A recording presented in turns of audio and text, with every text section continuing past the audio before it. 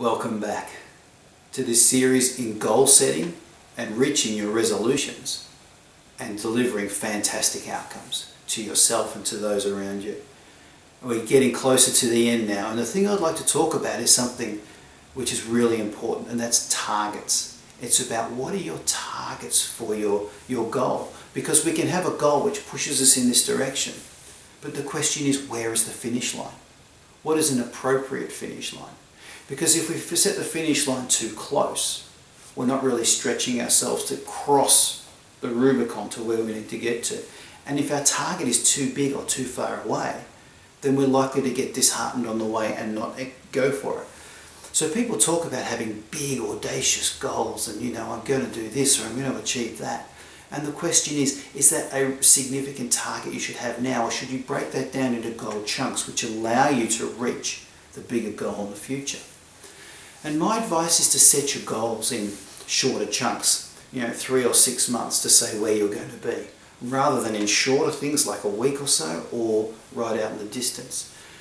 And setting a time on a calendar, write it on a calendar and simply say, this is when I'm going to have achieved this goal. This is when I'm going to be how I am going to be at that point. For example, at this point I'm going to have been a non-smoker for 2 months.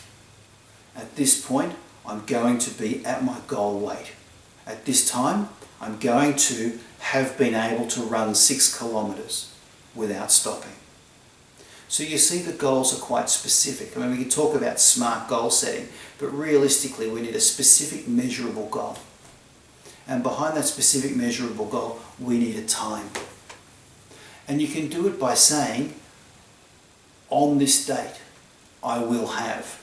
So for example, on the 1st of July, I will have been a non-smoker for at least 4 months. And I'll feel fantastic.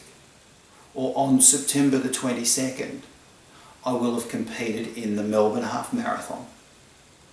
And I will have run a time of 6 hours. Whatever it is. And I will feel fantastic. So you can see that when you've got a specific target to aim for, it really does give that direction focus. And we spoke previously about lapse and relapse. And here's the thing, if you've got a specific target to aim for, but you know that success is a journey, any bump on your road is a lapse rather than a relapse. For example, I have a smoker, he was smoking 60 cigarettes a day. And he came back to me after we'd done a couple of sessions and he says, "Phil, I failed." And I said, "What do you mean you failed?" And he said, "Well, I'm still smoking." And I go, "Well, tell me about that." He said, "Well, I'm smoking 2 cigarettes a day." And I go, "When are you smoking them?" He goes, "Oh, well, only when I'm with my colleagues that smoke a lot." I said, "Okay, so let's put this into perspective. You've gone from smoking 60 cigarettes a day to 2 cigarettes a day. How is that not a success?" Because it's a journey. So his next success step is going to be shifting from 2 cigarettes a day to no cigarettes a day. And he's got different obstacles and challenges to face in getting over those particular hurdles. But how is that not a success?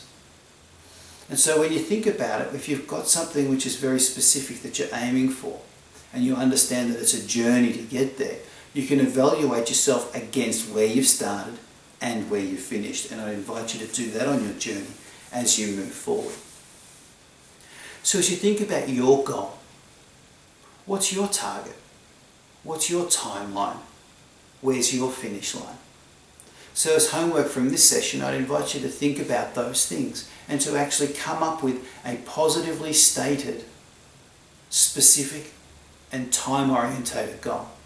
For example, on June 31st, I will have been smoke-free for 2 months and feel fantastic. There's a goal that there's a target that you can really aim for. So I look forward to working with you next week on the final part of this journey. Thank you.